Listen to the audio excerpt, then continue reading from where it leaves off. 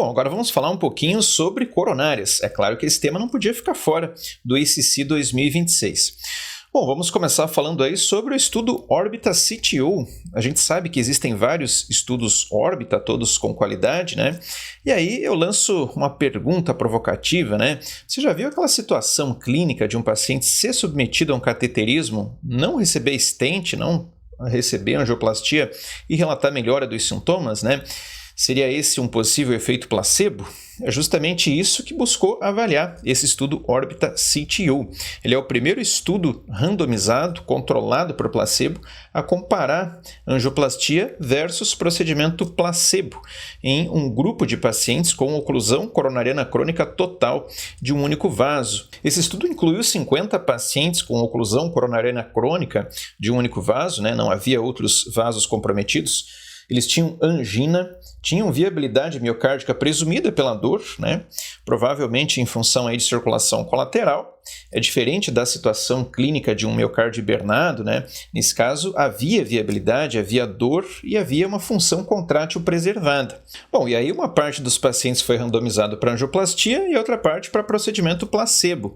Esses pacientes todos receberam sedação, receberam isolamento auditivo, né? Para que eles não soubessem se eles iriam ou não receber, né, um stent, se iriam ou não ser submetidos à angioplastia. Bom, após 6 meses de segmento, o que aconteceu? O grupo que foi submetido à angioplastia relatou melhora sintomática, melhora da angina e melhora também da qualidade de vida.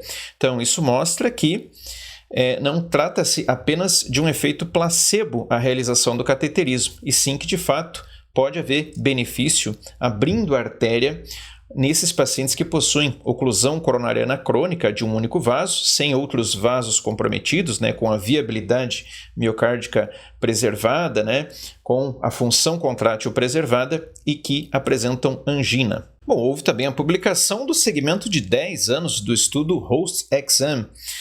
Bom, trata-se aí de um estudo sul-coreano que incluiu 5.400 pacientes e esses pacientes foram submetidos aí a uma terapia de dupla antiagregação plaquetária após uma angioplastia, sendo que aí 2/3 dos casos se deviam à síndrome coronariana aguda, e depois de 6 a 18 meses de dupla antiagregação, eles foram separados para monoterapia com AS ou com clopidogrel. E os resultados mostraram que houve menos desfechos naqueles pacientes submetidos a clopidogrel, incluindo eventos cardiovasculares maiores e menor taxa de sangramento.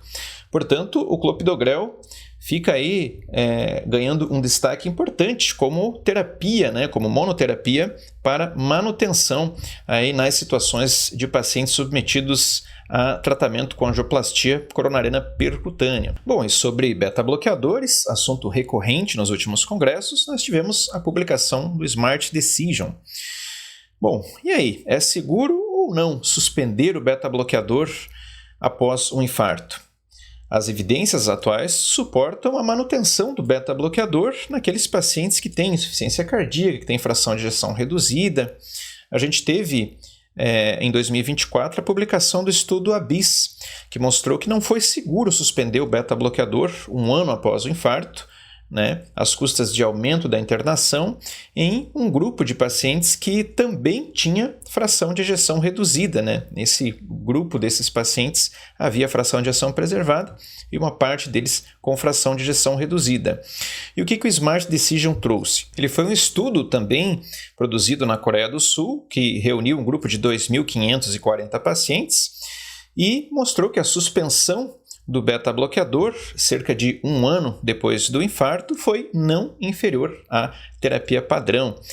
Então, ou seja, há uma tendência atual de suspender o beta-bloqueador naqueles pacientes que não têm disfunção ventricular, que não têm queda da fração de ejeção no segmento de longo prazo após o infarto. Se o paciente tiver alteração da fração de ejeção em algum momento, né?